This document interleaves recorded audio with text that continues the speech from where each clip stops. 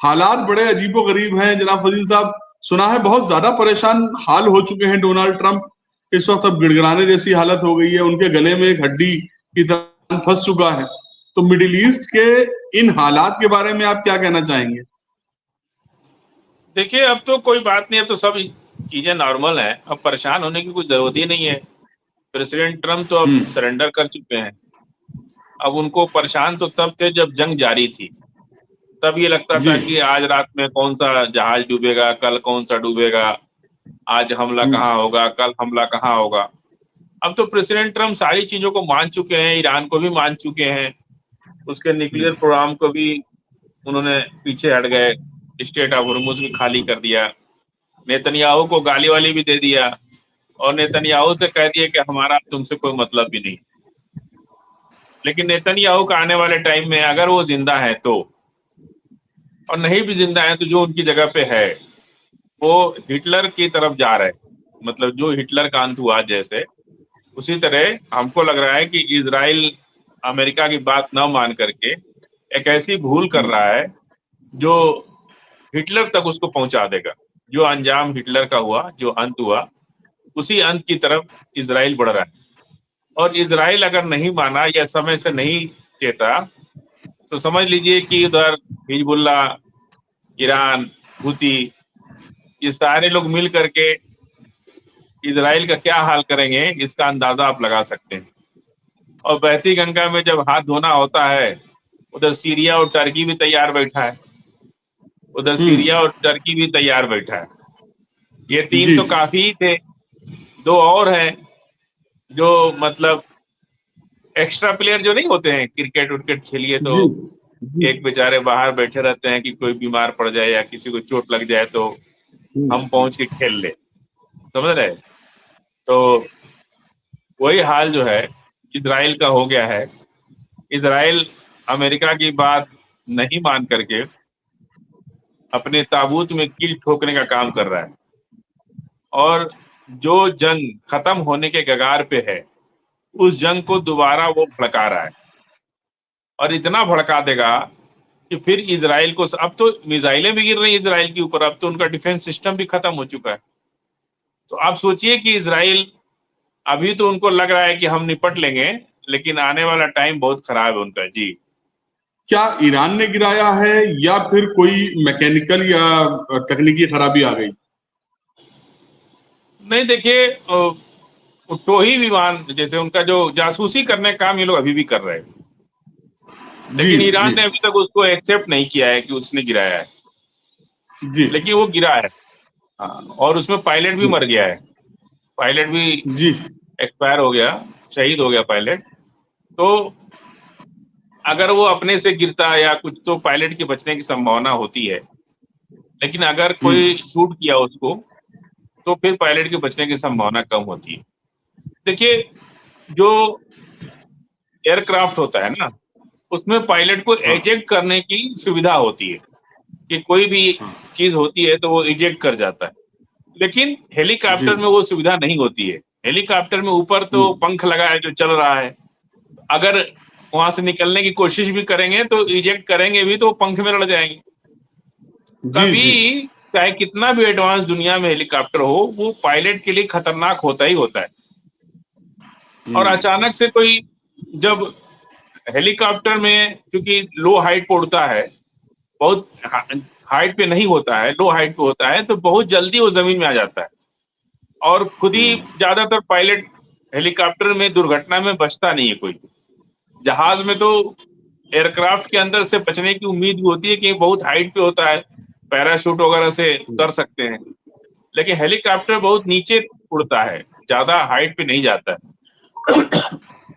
इसलिए उसको बचने की संभावना कम है। अभी इस हमले की जिम्मेदारी ईरान ने नहीं लिया, तो ये कहा जा सकता है कि वो दुर्घटनाग्रस्त हुआ है। और या फिर उधर एक भारतीय जहाज पर भी हमला अमेरिका ने किया है, हो सकता है जी कि आपसी फायरिंग में ही उसको लग गया हो, आपस में ही गोली चलाने में या कुछ करने में, कोई करने में उसको आपस में ही लग गया हो, अमेरिका की ही गोली उसको लग गई हो, ये भी तो हो सकता है ना।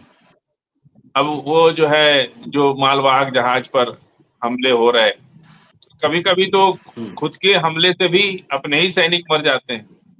अभी तक ईरान ने इसकी जिम्मेदारी नहीं ली है, इसलिए इस पर अमेरिका का ही कुछ हो सकता है। जी, सवाल इसमें ये उठता है कि एक तरफ डील की बात हो रही है, एक तरफ हाथ पैर जोड़ा जा रहा है, एक तरफ जासूसी के लिए जो है ये जहाज भेजे जा रहे हैं। ये दोनों चीजें कैसे, मतलब कॉन्फ्लिक्ट है इसमें मामला, तो कैसे आपको कैसा लग रहा है ये, मतलब देखने में? नहीं देखिए, मतलब जैसे परिवार में पटीदारी में झगड़ा होता है ना, तो बातचीत भी होती है, लेकिन थोड़ा थोड़ा नाराजगी भी, और एक दूसरे की चर्चा, दिल साफ होता नहीं। वही हाल कंट्रीज के बीच में, अगर मान लीजिए ईरान दिल साफ कर ले तो अमेरिका का नहीं होगा, अमेरिका साफ कर ले तो ईरान पर शक रहेगा।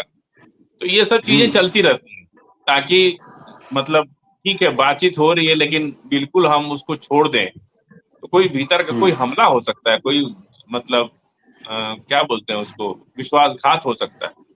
इसलिए बातचीत होती रहती है, लेकिन जासूसी भी होती है। कैसे 2023 से ही अपना शाही ड्रोन ईरान ने क्यूबा में पहुंचा दिया, समझ रहे आप? वहां तो कोई जरूरत नहीं थी। तो ये सब चीजें बहुत ख्याल रख करके, इसी को कहते हैं वार स्ट्रेटजी। वार की जो तौर तरीके हैं वो इसी बात के हैं कि ये पता होना चाहिए कि कहाँ कहाँ से। अब देखिए 3 दिन से अजरबैजान का मामला, एक अंग्रेजी अखबार अमेरिका का छाप रहा था, लेकिन ईरान ने कोई इस पर रिएक्शन ही नहीं दिया, कोई अपनी डिप्लॉयमेंट भी नहीं बढ़ाई, उल्टा आज आर्मीनिया के नए राष्ट्रपति को बधाई भी दे दिया। तो ये सब चीजें भी होती हैं, हर कोई करता है, ऐसा नहीं है कि अमेरिका या ईरान। बहुत मित्र देश चाइना और रूस है, मान लीजिए अभी चाइना और रूस बहुत मित्र है, फिर भी एक दूसरे पर नजर रखते हैं, एक दूसरे के ऊपर दोनों नजर रखते हैं, समझ रहे हैं आप? बहुत दोस्त है पाकिस्तान और अमेरिका, लेकिन उसके बावजूद भी लॉन्ग रेंज की मिसाइल का परीक्षण जब पाकिस्तान ने किया तो अमेरिका ने रुकवा दिया कि भाई तुम ये काम नहीं कर सकते।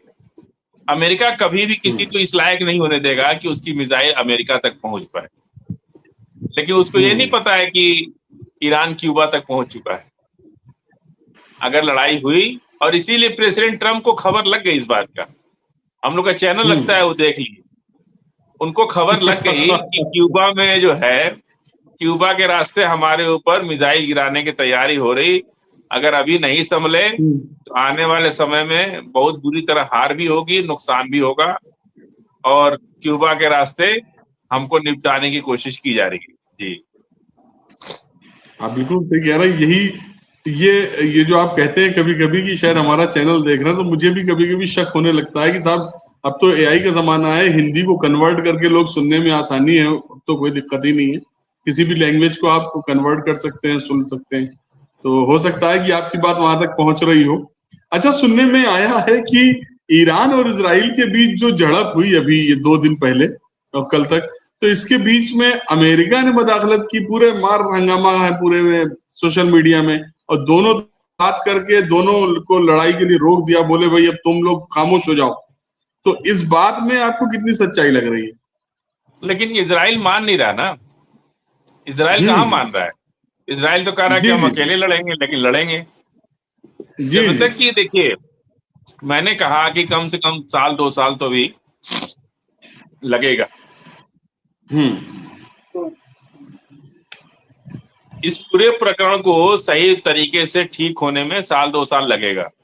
इतना आसानी से जंग नहीं छूटने वाला।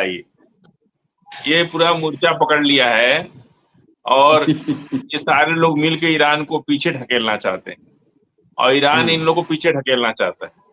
तो कभी तो ये मिसाइल का रास्ता अपना लेते हैं, कभी कोल्ड वार, कभी जबानी जंग, कभी सोशल मीडिया की, कभी परसेप्शन की, कुछ न कुछ चलता ही रहेगा। अभी जब तक कि नेतन्याहू का फैसला इजराइल में पता नहीं चलता है कि वो है कि नहीं है, तब तक अभी इस पर कोई विराम लगने वाली बात नहीं है। आईआरजीसी की जो रिपोर्ट है फजील साहब, उसके हिसाब से जो आप बात कर रहे हैं उसी में मैं बात कर रहा हूं, तो उसके मुताबिक इजराइल में 2 एयर बेसेस और 5 मिलिट्री कैंप्स पूरी तरह से नस्तो नाबूद हो गए हैं। ये अभी तक का बड़े हमलों में से एक बड़ा हमला था जो अभी कल के उसमें वारदात में आया। इस नतीजे का अंदाजा क्या इजराइल को नहीं था? क्योंकि सबसे ज्यादा तो इजराइल को भाई 12 रोजा जंग में तब भी, और जो अभी जंग हुई है उसमें भी, तो इजराइल खुद अपने ऊपर इतनी मुसीबत क्यों मोल ले रहा है? नहीं नहीं, देखिए वो मुसीबत नहीं, ने तो कहा नहीं कि हमारा इतना नुकसान हुआ, अभी नहीं कहा है। हाँ। जब तक कह न दे इजराइल, जब तक इजराइल ना कह दे तब तक उसको नुकसान मत मानिए। वो तो छिपा रहे ना, उनके नागरिक मर रहे, उनका नुकसान हो रहा है। तो देखिए अहंकार, अना, एक दिन आपने कहा था ना कि अना की जंग, जंग हमेशा अना की होती है। यदि आपके अंदर अना नहीं है तो आप कभी जंग नहीं लड़ेंगे, पड़ोसी से भी नहीं लड़ेंगे, घर में भी नहीं लड़ेंगे। यदि आपके अंदर अना नहीं है और आप इन्नल्लाह मिनस साबरीन, अगर आप उस पर यकीन रखते हैं तो आप नहीं लड़ेंगे किसी से, घर में भी नहीं लड़ेंगे, पड़ोसी से भी नहीं लड़ेंगे, पटीदारी में भी नहीं लड़ेंगे, मोहल्ला पड़ोस गांव कहीं नहीं लड़ेंगे, चुपचाप रहेंगे। लेकिन जब आना आ जाती है ना, तो आप एक छोटे बच्चे से भी लड़ बैठेंगे। एक मासूम छोटा बच्चा 8-10 साल का अगर कुछ आपको बोल देगा तो आप उससे भी लड़ बैठेंगे, उसको भी कुछ न कुछ सुना देंगे, भले 2-4 थप्पड़ लोग मार भी देते हैं, छोटे बच्चों को 2-4 थप्पड़ लोग मार भी देते हैं। तो वही हाल नेतन्याहू का है। नेतन्याहू जो है, या इजराइल की पूरी टीम, अगर नेतन्याहू नहीं भी है तो अभी उनकी टीम तो चली रही है। अभी लगता है, आप देखिए 1 हफ्ते के बाद पिक्चर साफ हो जाएगी कि इजराइल का क्या होगा, रहेगा या खत्म हो जाएगा। 1 हफ्ता के बाद उसकी सुगबुगाहट शुरू हो जाएगी कि वो हिटलर का अंजाम चाहते हैं, जो अंत हिटलर का हुआ, मुसोलिनी का हुआ, वही अंत चाहते हैं। इजराइल को मिटा देना चाहते हैं या वहां बने रहना चाहते हैं। जी। अच्छा, ईरान ने आज फिर इजराइल पर बेहद खतरनाक हमला करने का ऐलान किया है, तो क्या ट्रंप वगैरह का जो भी मंशा था, क्योंकि देखिए ये तो बिल्कुल क्लियर है कि इजराइल को सपोर्ट अगर कोई कर रहा है तो सिर्फ अमेरिका कर रहा है। और जो हालात अभी, कई बार आपने भी कहा कि 5-7 लाख लोग कुल रह गए हैं वहां पे, पूरी इतनी बड़ी आबादी पूरी तरह से डिस्ट्रॉय हो चुकी है। तो जो हालात अभी के वार के हिसाब से, तो उसमें तो ये बड़ी मतलब अजीबोगरीब बात है। एक तरफ रोका जा रहा है जंग के लिए, उधर इजराइल नहीं मान रहा, और इधर ईरान ने आज इजराइल पर बेहद खतरनाक मतलब हमला करने का जो है ऐलान किया है। क्या लगता है आपको कि ईरान अब जो कह रहा है वो कर देगा? ईरान या इजराइल, कोई भी जब ईरान हमला की बात करता है, हाँ नहीं, हमला कोई भी करता है, अगर वो कह दिया तो हमला नहीं करेगा, अगर कह दिया तो नहीं करेगा, और नहीं कहा तो जरूर कर देगा। अगर कोई कह दे, गरजने वाले बादल बरसते नहीं है और बरसने वाले बादल गरजते नहीं है, नेचुरल, ये सबको पता है। कोई भी हमला करने वाला, जब अमेरिका ने हमला किया था ईरान के ऊपर पिछली बार, तो कहा था कि हम 3 हफ्ते के बाद ईरान से बात करेंगे, और अगले ही दिन हमला कर दिया। और जब कहा कि आज रात को हम ईरान को खत्म कर देंगे, तब कोई हमला नहीं किया। तो यही वार स्ट्रेटजी में, कभी आप दुश्मन को, जिस दिन खामोशी है ना, उस दिन खतरा ज्यादा होता है, क्योंकि तूफान से आने से पहले बड़ी खामोशी होती है। तो जिस दिन खामोशी हो उस दिन बहुत सतर्क रहना चाहिए कि आज कुछ बड़ा होने वाला। और जिस दिन हलचल हो, समुद्र में जब हलचल, जैसे नदी है ना, तो उसमें जब हलचल होती है तो समझ लीजिए कि पानी गहरा नहीं है। अगर नदी गहरी है, पानी गहरा है, तो वहां हलचल नहीं होती है, शांत पानी रहता है, ये पहचान है।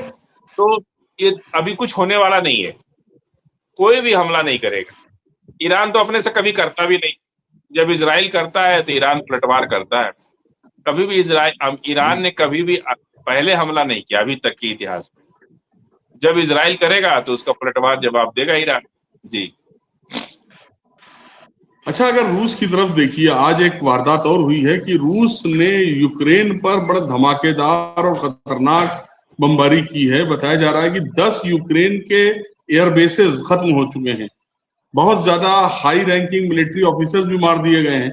इसमें अमेरिका को क्या आपको लगता है दोनों तरफ से नुकसान नहीं होता दिख रहा है? कि एक तरफ इजराइल की तरफ से और एक तरफ यूक्रेन की तरफ से, क्या कहेंगे आप? नहीं, अमेरिका को कोई नुकसान नहीं है। आप मरिएगा तो हमको क्या नुकसान है? थोड़ा सा हमदर्दी के दो बूत बोलना है कि जाफरी साहब आप बहुत बीमार हैं, अल्लाह जल्दी शिफा दे, यही ना है। हम बीमार पड़े हैं तो आपका क्या नुकसान है? आप थोड़ा सा फोन करके हाल चाल ले लेंगे, यही तो होता है ना। जिसके साथ होता है झेलता वही है। वो अमेरिका का कुछ नहीं होना है। अमेरिका ने तो कह ही दिया कि भाई तुम अपना देखो, हम अपना देखेंगे। ये जेलेंस्की की नासमझी है जो यूक्रेन को बर्बाद कर रही है। मतलब आप सोचिए कि फुटबॉल की फील्ड में अगर एक खिलाड़ी अनाड़ी उतर जाता है तो 24 का मार के पैर तोड़ देता है, 24 खिलाड़ियों को घायल कर देता है, समझ रहे आप? और पूरा खेल तहस नहस कर देता है। तो वही हाल, जेलेंस्की एक मजाहिया टाइप के आदमी थे, अब उनको राष्ट्रपति लोगों ने बना दिया, अब झेले बेचारे। जैसे प्रेसिडेंट ट्रम्प को अमेरिकियों ने बना दिया। यूक्रेन को बर्बाद करने के नासमझी, जेलेंस्की की नासमझी ने यूक्रेन को बर्बाद कर दिया। एक लीडर के अंदर बहुत धैर्य होनी चाहिए और हर चीज को समझने की शक्ति होनी चाहिए, जो अचानक से नहीं आती है, धीरे धीरे। हमारे यहाँ एक ज्ञानेश्वर मिश्रा पहले पेट्रोलियम मिनिस्टर हुआ करते थे, लोहिया, छोटे लोहिया के नाम से लोग फेमस थे, बहुत चंद्रशेखर जी के साथ रहते थे। जी। तो वो एक बात कहते थे कि जब गाय जो है बछड़े को जन्म दे तो उसको हर रोज जब गाय बछड़े को जन्म दे उसको हर रोज उठाओ, बिना नागा रोज उठाओ। जिस दिन वो भैंसा हो जाएगा ना उस दिन भी तुम उठा लोगे उसको। प्रैक्टिस राजनीति में भी यही चीज होती है। आप जब छोटे स्तर से राजनीति शुरू करते हैं और गांव से लेकर के कस्बा, कस्बे से फिर जिला, जिला से फिर स्टेट, फिर नेशनल, आप धीरे धीरे चीजों को समझने के आदी हो जाते हैं, धैर्य के आदी हो जाते हैं। चीजों को सही तरीके से समझना, उनको सही काम करना, सही तरह का जवाब देना, लोगों से सही बात करना, ज्यादा गुस्सा नहीं करना, ज्यादा चिड़चिड़ा के नहीं बोलना, हर चीज को गंभीरता से सुनना और उसका सही सोल्यूशन निकालना, ये सब चीजें प्रैक्टिस से आती हैं। अब अचानक मान लीजिए हम अभी तक टेलर की दुकान खोले हुए थे या शोरूम चला रहे थे, कल हमको अचानक से एमएलए बना दीजिए या किसी वजह से हम बन जाए टिकट उकट खरीद के, तो क्या होता है 6 महीने में बिल्कुल स्थिति खराब हो जाती है। मैं बहुत एमएलए एमपी लोग को देखा हूँ, मिनिस्टर लोग को देखा हूँ, 6 महीने में उनकी स्थिति खराब हो जाती है, वो डिप्रेशन के खुद शिकार हो जाते हैं। एक आम आदमी जो कोई दूसरे बिजनेस में है, दूसरे प्रोफेशन में है, आज भारत में क्या हुआ है, विपक्ष क्यों कमजोर है? क्योंकि विपक्ष टिकट बेच रहा है। और टिकट कौन खरीद रहा है? कौन दुकान वाला, कौन माफिया, कौन बालू माफिया, तो कोई शराब माफिया, पैसा देकर टिकट खरीद ले रहा है। अब उसको सियासत की एबीसीडी नहीं, थोड़ा सा गवर्नमेंट डरवा रही है, भाग जा रहा है छोड़ करके। अब नेता खड़ा है चुपचाप, लेकिन जो ग्राउंड जीरो से लड़ते लड़ते 10 साल 15 साल का राजनीतिक करियर जिसका है, वो किसी सरकार से नहीं डरता, किसी पुलिस से नहीं डरता, वो अपने विचारधारा पे अडिग रहता है, इसलिए उसको डरवाना बहुत मुश्किल होता है। जी नहीं, आपने बड़ी अच्छी एक मिसाल दी इस वक्त, जो आपने कहा ये बड़ी वाकई ये सारी जगह देखने को मिलता है और खासतौर से पॉलिटिक्स में भी ये चीजें सामने आती हैं कि जिस तरह से हालात बनते हैं, लोगों को सडन किसी भी पैरामीटर पे नहीं खड़ा किया जा सकता। अच्छा, इसी सिलसिले में आपसे एक बात कहता चले, तस्लीम न्यूज एजेंसी की एक रिपोर्ट, कभी आपने जो बात कही उसके ऊपर बात कर रहा हूँ। ईरानी फॉरेन मिनिस्टर अब्बास अरागची की मुलाकात अर्मेनिया के प्राइम मिनिस्टर निकोल पेशिनयान के साथ हुई है, मुलाकात की गई है। सवाल ये उठता है कि आने वाले वक्त में क्या अर्मेनिया और ईरान एक साथ खड़े हो सकते हैं? देखिए, इन लोगों के रिश्ते कभी खराब नहीं थे, पहले भी एक थे। अजरबैजान अर्मेनिया से जब युद्ध चल रहा था, अयतुल्लाह अली खामनेई साहब तब थे, उन्होंने बहुत क्लियर कट अपने को मतलब रखा। उसमें ना तो अजरबैजान से इनका कोई रिएक्शन है, ना अर्मेनिया से, दोनों का अपना इश्यू है, अपना लड़ रहे हैं। और एक बार तो अर्मेनिया की मिसाइल जो है ईरान में गिर गई, तो अर्मेनिया ने बाकायदा माफी मांगी उसके लिए। तो इनका कभी भी रिलेशन दोनों से अच्छा है। आप ये मत सोचिए कि ईरान है तो एक मुस्लिम वर्ल्ड की बात करता है, ऐसा नहीं है। ईरान के साथ रूस है, चाइना है, ये तो बुद्धिस्ट कंट्री है, दोनों बुद्धिस्ट कंट्री है। आर्मेनिया ईसाई है, और दुनिया भर में इटली और जितने पश्चिमी देश हैं सब तो ईसाई हैं। अमेरिका के खिलाफ जाके ईसाई समुदाय के लोगों ने ईरान का साथ दिया, नहीं हथियार दिया तो कम से कम वैचारिक रूप से साथ खड़े रहे। तो ये कहीं भी धर्म जाति का युद्ध है ही नहीं, ये धर्म जाति का युद्ध कभी नहीं होता है।